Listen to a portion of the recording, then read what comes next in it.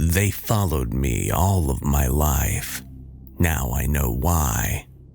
Written by D. McKay, 1981. My earliest memory is one of standing alone in an empty room, watching motes of dust in the light. I could hear my parents' voices in the next room, and I went to them. As I stepped through the doorway, I saw my mother knelt on the floor beside a rolled-up carpet. My father was there, but I don't see him in the memory. I only feel his presence. We had just moved into our new home. It was getting late, and that night we would sleep on the floor among the boxes and half-built furniture.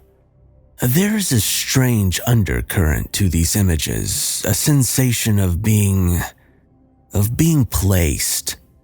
I'm not really sure. Something about the light, the atmosphere, as if time has shaped this into more of a dream than a recollection. But this is too far back. This moment is years before I first saw them. I often wondered how long they had watched and followed me before I realized. I can recall no sign of them in these early days. So let's keep searching. Our house was the first built in our town, much of it by my father's own hands. There was little more than a dirt road and a clearing in the woods to begin with. My parents wanted to escape the world they had known, escape all of its petty cruelties and banal horrors. This was their solution. My mother, my father, and me, alone together. Sometimes at dusk, we would go for walks through the forest.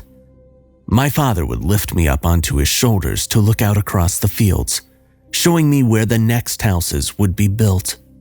Wind rushed through the high grass and the dust stuck to my skin. I don't think that I saw anyone other than my parents for years. I remember having strange dreams at that age. Nightmares of faceless, voiceless men and women. They would crowd around me, intent upon my every thought and action.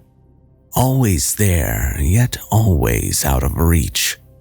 I've often thought that this might have been a reaction to being so isolated. Or perhaps it was just a dream. Here is something. I'm 5 years old. An autumn night, the layered colors of the sky. Arriving home, I looked down the long forest road. Weak moonlight playing through the leaves. I was alone, yet I could not shake the feeling of being watched. The scene crystallizes and I realize I will remember this moment for all my life. Were they there, I wonder, just out of sight? It doesn't matter. Does this memory have any meaning? I would tell you if I knew. A lifetime ago, I turned the pages of my childhood, searching these moments which remain to me. Fishing with my father, walking down the stony banks, I stop and stare into the cold black depths. Soft rain on the water, its touch on my skin. The three of us decorating the Christmas tree. There's glitter on my fingers which sparkles in the candlelight. Snow falling in the dark. My mother carries me to bed. Sometimes in the afternoons, I would watch the houses being built. My parents took me over to meet each of our new neighbors when they arrived. There were other children, and I made my first friends. I'm 6 years old when I see one of them for the first time. Yes, this is it. My father drove us out to a lake for the day. I watched the scenery move past through the car window, noticing how the mountains in the distance were still as a painting, yet the roadside blurred with speed. When we arrived, there was already someone there. A man slightly older than my father, carrying a fishing rod and tackle box. They exchanged greetings and chatted for a few minutes while we unpacked the car. There was something strange about this man, I realized. He was different from our neighbors, but I struggled to identify how. Was it the way that he held himself? The way his eyes moved?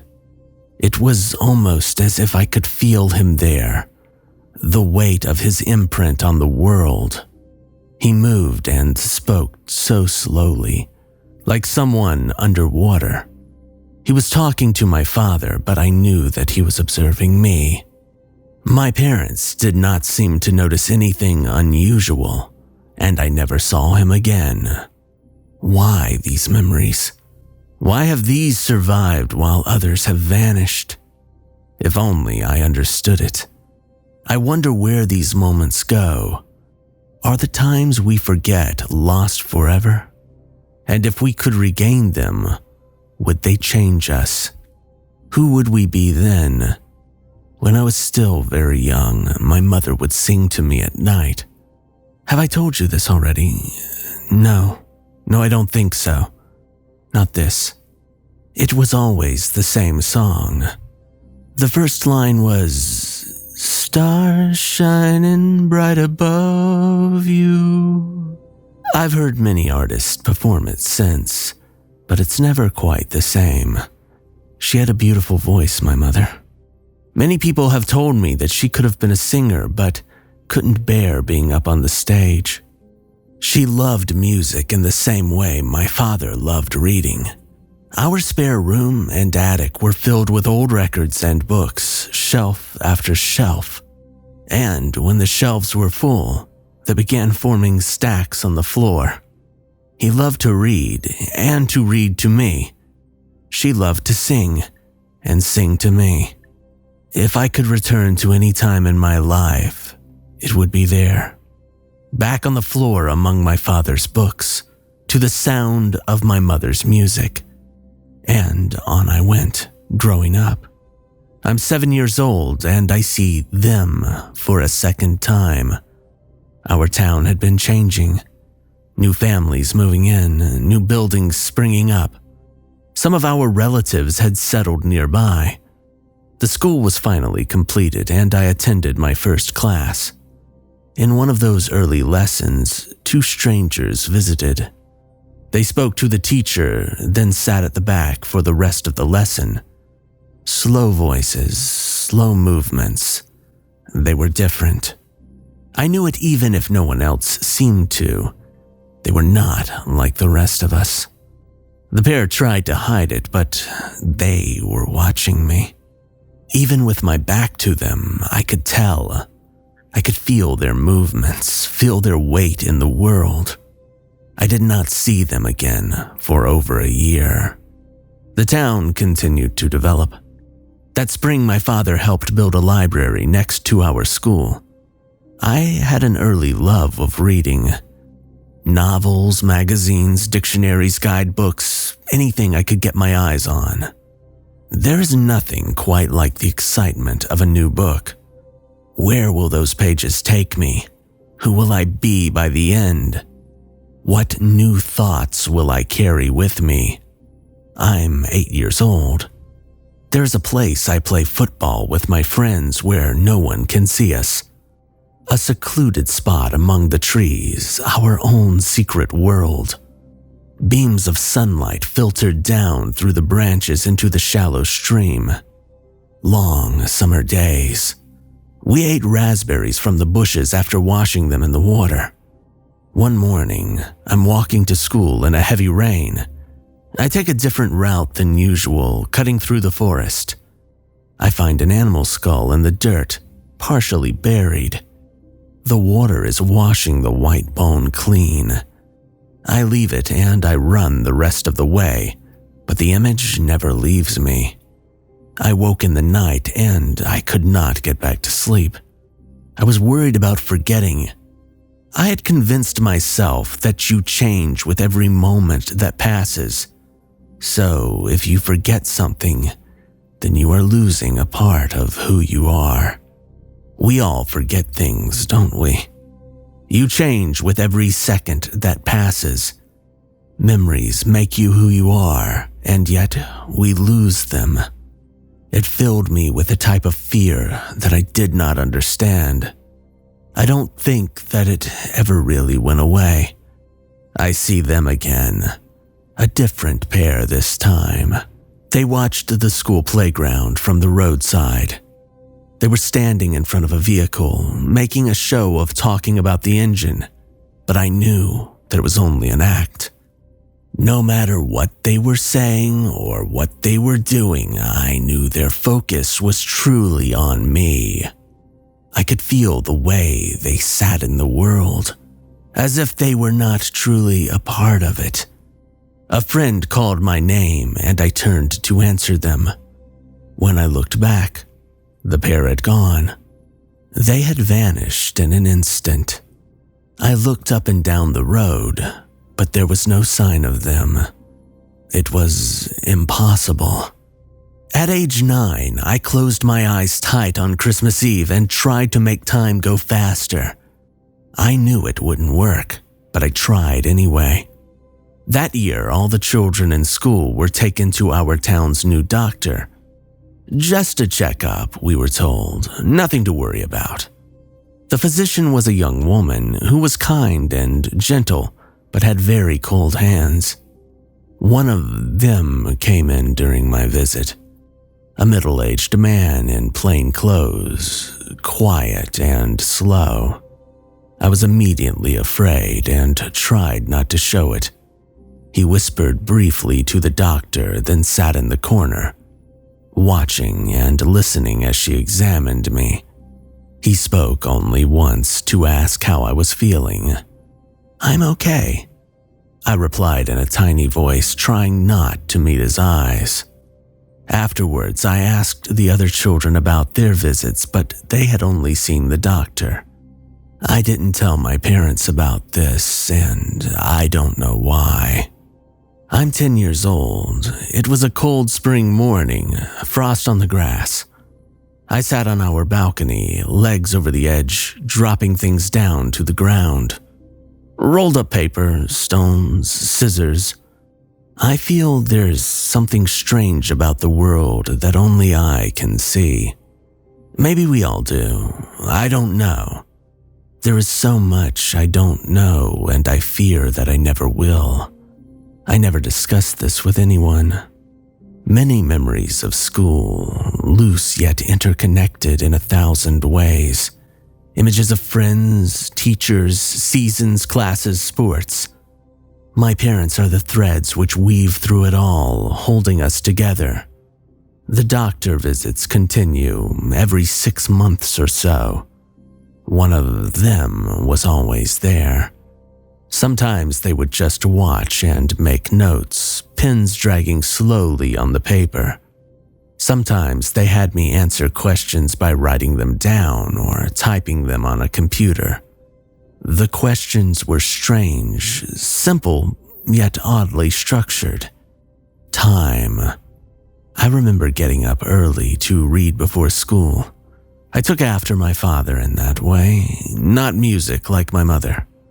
I never had any talent with an instrument, but I did have an incredible memory for stories. I never forgot anything that I read. A school trip was organized for that year. We were all going to go and meet children from another town for the day. We traveled a long time in a bus, and I fell asleep against the window. I always did. These visits were unusual. When I arrived, I was escorted into a room with just one other child whom I had never met before. We played games, watched movies. Sometimes we just talked. After a few hours, I was taken back to the bus with my class and we headed home. There were a half dozen of these visits over the course of a year. The last trip to the doctor was taken when I was 12. There was an older man there that I had never seen. He was one of them. He sent the doctor out almost immediately. She looked worried and a little confused, but obeyed. His questions were different to the usual ones. Impatient, emotionless. It was an interrogation. He asked me private things that I didn't want to answer and became angry when I refused to. He asked what I thought about the people I knew dying, about my death and what I thought happened after. I can't remember everything. He asked me what things made me happy and what made me upset. If pain upset me, he asked me to describe the pain. I said I wanted to leave, but he put a hand on my chest and told me not to move again. I was afraid, and I could feel tears welling up in my eyes. The door opened and another woman came in. Another one of them. She pulled the man aside and turned them both away from me. I could hear her voice, but I couldn't make out the words. She was clearly angry and struggling to control it. They left together and the doctor returned to the room to complete her regular checks. I thought about what had happened all the way home and all night. I was ashamed and embarrassed, and I didn't understand why. In the morning, I told my parents what had been happening. They talked for a long time, and I was worried that I was in trouble. My father phoned the police. Over the next week, they had several meetings at the school and doctor's office. A police officer came to our house and interviewed me at our kitchen table, my mother beside me. There would be no more school trips or visits to the doctor. I didn't see any of them again for many, many years. And before you know it, you are no longer a child. Ours was still a small and quiet town with very few people coming and going. As a teenager, I learned half a dozen different trades from my friends and neighbors, studied history and literature and science, but I could never settle on any one. I considered leaving many times, seeing the world, but there was always something holding me back. Always a new job or a challenge. I met her in the summer that I turned 20. She was traveling the country alone, looking for a place to set up her life afresh. I remember the first time she spoke to me, on the roadside at the bus station. The first time I saw her smile, her dark red hair and water blue eyes. We moved in together before a month had passed. That first year was a magic like no other. Drinks by the waterside on summer nights. When the weather turned, we sat in together watching all of her favorite movies. I knew a few, but I preferred books. We learned about each other's lives, good and bad. She changed the way I saw the world. One morning, I woke up beside her and realized I could never imagine growing old without her. Never imagine being with anyone else. I asked her to marry me, and she said yes. A week later, my parents' car spun off a mountain road. A passing truck driver found the wreckage only an hour later, but they were already dead. One day, they were there. The next, I had lost both of them forever.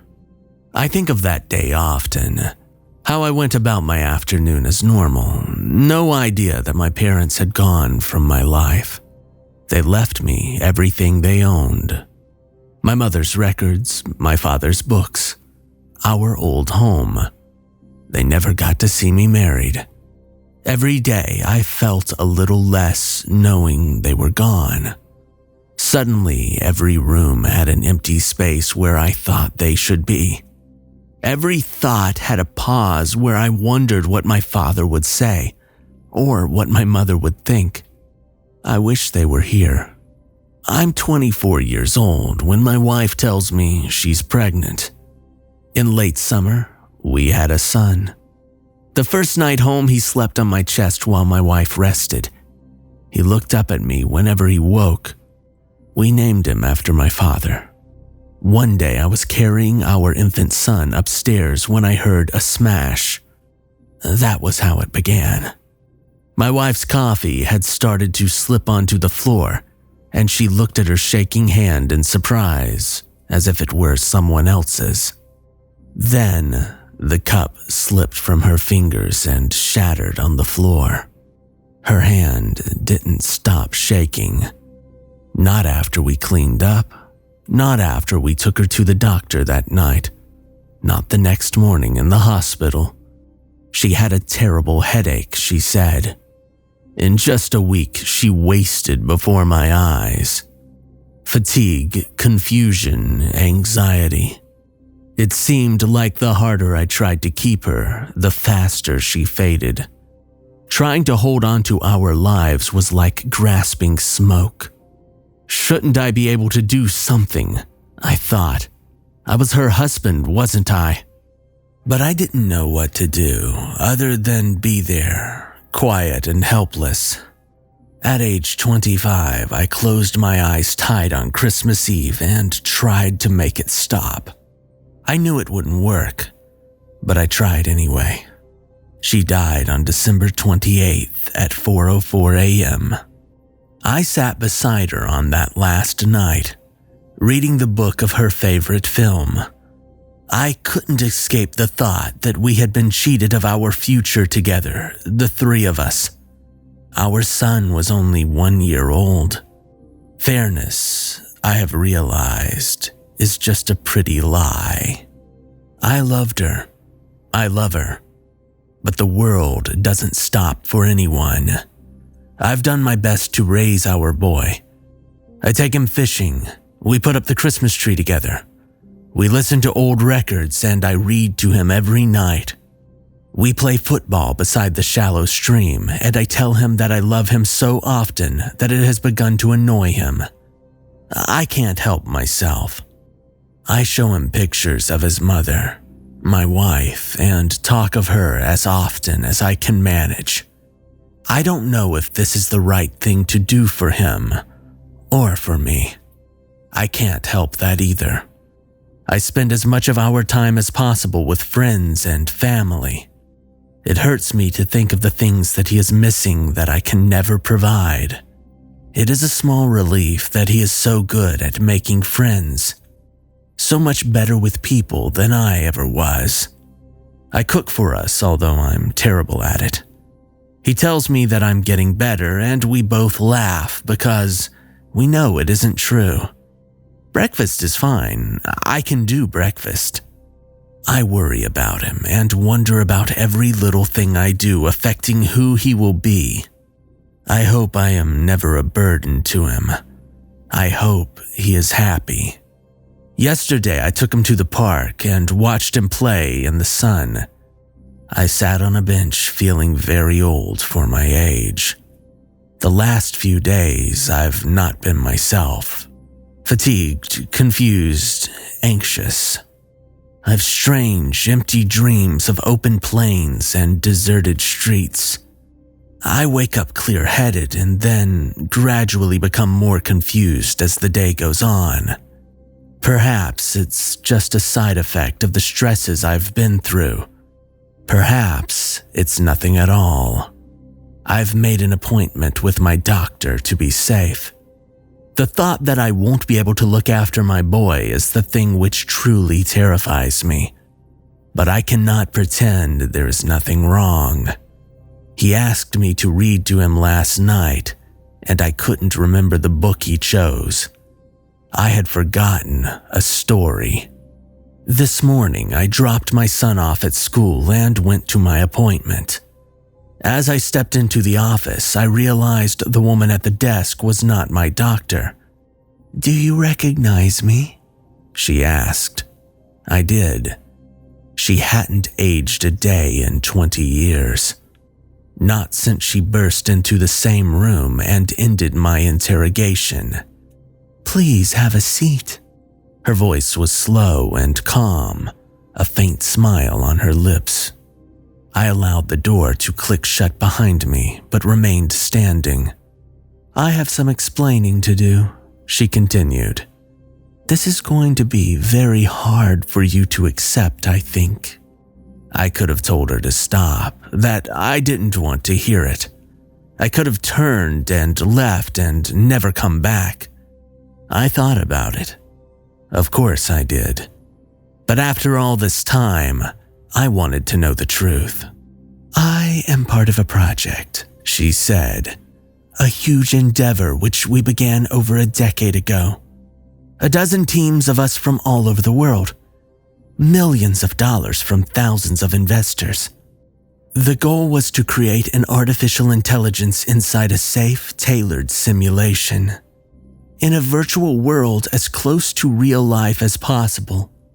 For the AI to be born, as it were, and grow in as similar a manner to a human being as possible. And this place? Your world is one of those simulations, and you are one of the AIs. It would have been better if I had shouted and raved. More dramatic, certainly. Or if I had cried and prayed that it wasn't true, or panicked and fled. But I didn't do any of those things. I just slid back against the door, feeling myself numbing to the world, wondering which of us was crazy. "We created you," she said in that same slow voice. "One of many in the project, in one of many simulations. All were similar to yours.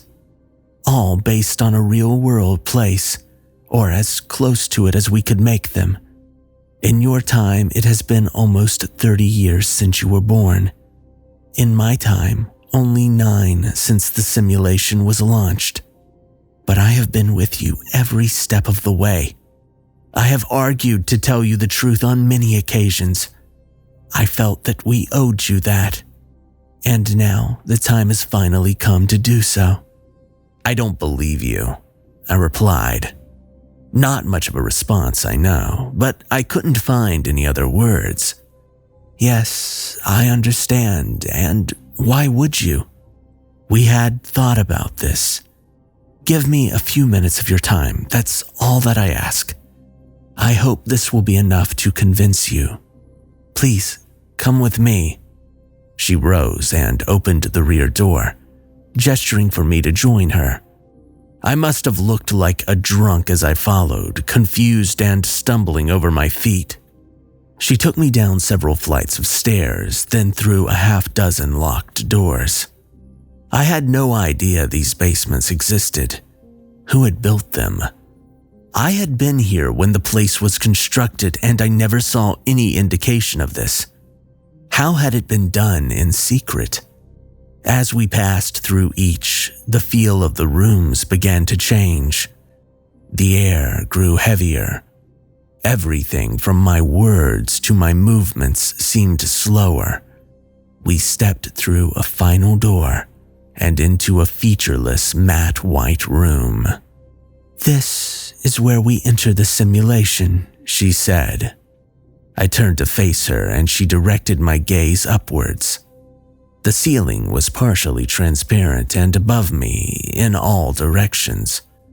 I could look into the streets and into the buildings of the entire town.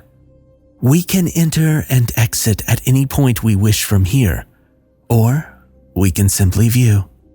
She pointed to the school and our perspective shifted. Suddenly we were under my old classroom, watching a lesson take place. There was no sensation of movement, no disorientation.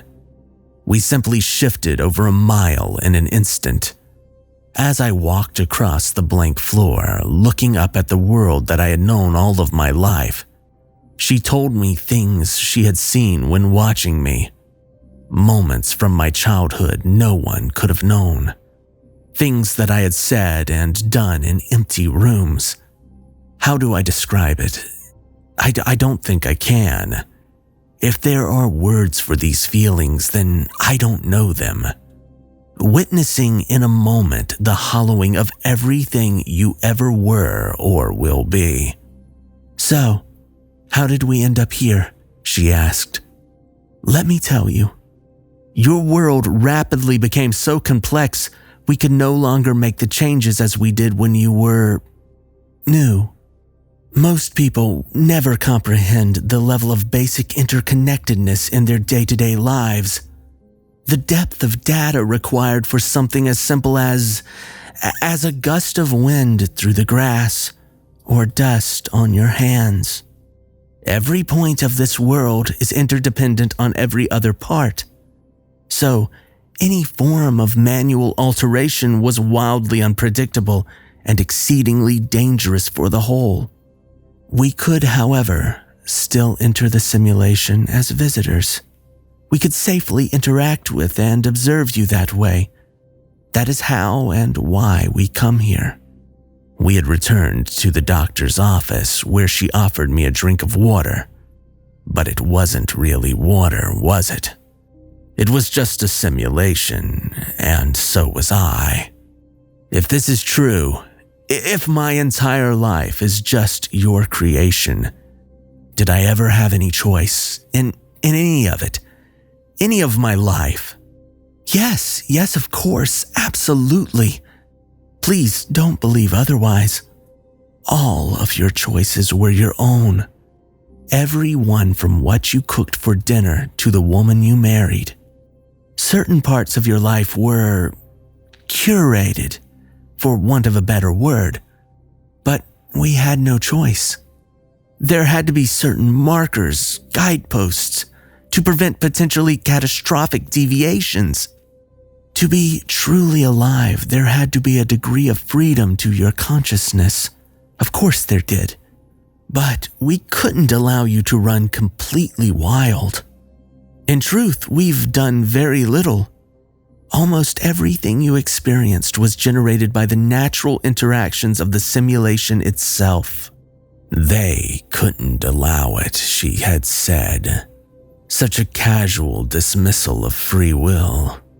The influence we had was broad strokes, or tiny nudges. We couldn't micromanage your actual thoughts. That would have been impossible. It would have destroyed you. We had to allow you to live in a world and be part of it. Mistakes were made on our part, I admit that. Absolutely, there were. We didn't fully understand how, observant you were until it was too late. How different you were to the others. You saw and heard things that you should not have. But we always learned from our errors. The people responsible for certain incidents were removed from the project. Please believe me, we didn't realize how we were affecting you, even with our infrequent visits for many, many years. We didn't realize how greatly you had developed until we had already hurt you. I wish we could go back and change it. I do. I would if I could. The project, she said. My life. Why are you telling me this? My voice sounded very small, like I was a child again. She hesitated, unable to meet my gaze. I think you know, don't you? She said at last. It is why you're here, after all. Your illness. The silence in the room, the thump of my heart, my shaking hand. I'm so sorry, she whispered. I didn't want to say it. I didn't want to say it and make it true. You are dying. I know. You are degrading far more rapidly than we had anticipated. There's nothing we can do to help you. Nothing at all. My God, we've tried. The entire team has barely slept this last week. There was an idea to compartmentalize your consciousness for transfer, purging the corrupted areas, then reassemble the packets in a new simulation. You could have lived on for a time, but it wouldn't truly be you. Just pieces put back together, broken up and reassembled into something less. You're more than your parts. It wouldn't be you. Her voice, the room, the world. It all seemed so very, very far away. There was only me and my fading memories, wishing it was all a lie. I am dying. I'm so sorry. I truly am, she went on. We wanted to create a life, you see. We never considered how terrible it might be for the life that we created. I found my voice at last. So, what's real? Is any of this, anything, anyone in my life? She looked surprised for a second. You are. There has never been anything, anyone quite like you. Every other construct in every other simulation collapsed by age 5. And then you came along. You were special. You were special. We didn't know what made you different, but you were. Even your interactions with others altered them and made them more like you, more conscious, more alive. You made your parents more than they were. They exceeded their own parameters, displayed behavioral growth that we could never have anticipated. All because of you. God, the fright that they gave us when you told them about your visits to the doctor. They were hard-coded to deal with anything which risked the simulation's integrity by diffusing the situation and playing it down. But they didn't. They couldn't face you being in danger, and it overrode everything else. The risks we had to take to satisfy them that you were safe. But in the end, we made it work. That was the effect that you had on others. That's why we organized the visits to other children. I remember them falling asleep on the bus, meeting a different child every time. They were other AIs, she said. The time you spent with them helped them grow, change, become more like you. Every one of them survived longer than their predecessors. You are as real as anyone on this earth. Her voice broke for the first time. I believe that with all my heart. I didn't know what to say. And of course, she continued, your son. A fresh shot of fear coursed through me. My son! Don't worry. He is safe, completely safe. He is like you in many ways. You told him once that he was all the best parts of you, remember? Well, you were more right than you could have ever imagined. We learned from your life. All the parts of you which worked best were used in his creation. Every thought and feeling you ever had played a part. Every memory and every choice. Everything about you that is broken and didn't work, we knew to fix. Your son will live much longer than any who came before him, and we hope become something much more. More than any of us. I think of my innocent boy, playing in the sun. I think of every part of my life turning to sand and rushing away. My head spins, and I think of nothing and no one. Now, her voice pulls me back. I'm afraid we must make a decision. You have a choice. We will force nothing on you. Not now, after everything you've been through. It was all too much. I could only stare and nod. Your choices. We can try to move your son to another simulation and leave you to run down, as it were. Your condition is damaging the world around you, you see. You are so intertwined with every part of it that we can't predict with any certainty how much damage your condition will cause. So, we cannot guarantee his safety here.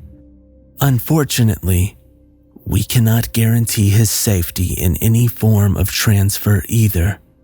My son, I thought. I'm going to die. What will he do when I'm gone? He won't have anyone. What's the other option? I asked. We help you die. As soon as we can, tomorrow if possible. Sever all the connections we safely can, and we leave your son untouched.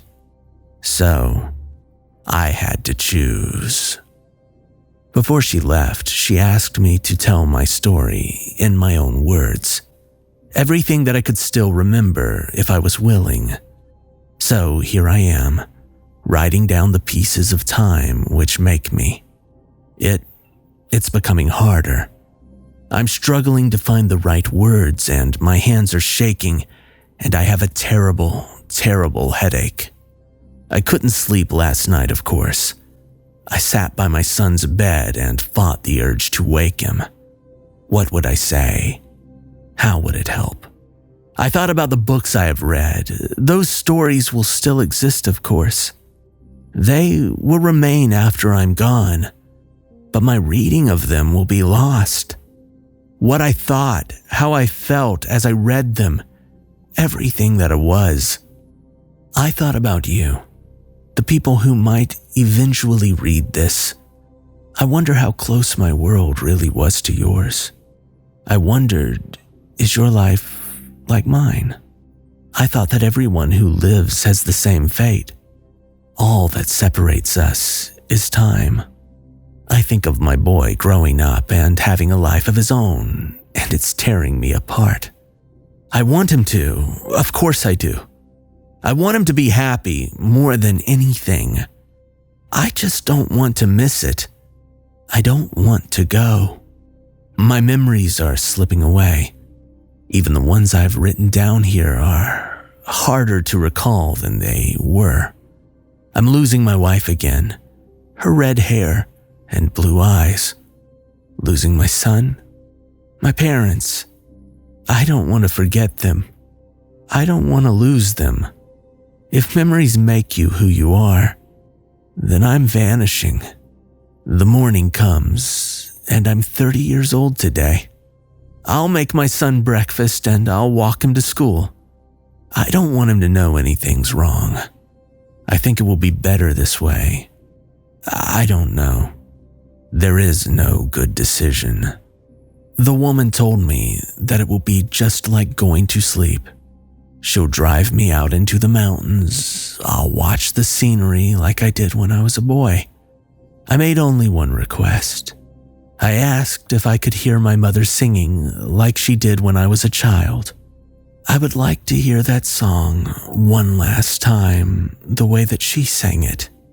The woman told me yes, they could do that. It's not long now. Does it matter if it was real, if any of it was? I love them all. These people who were a part of me, and I still love them. Is it enough that it was real to me?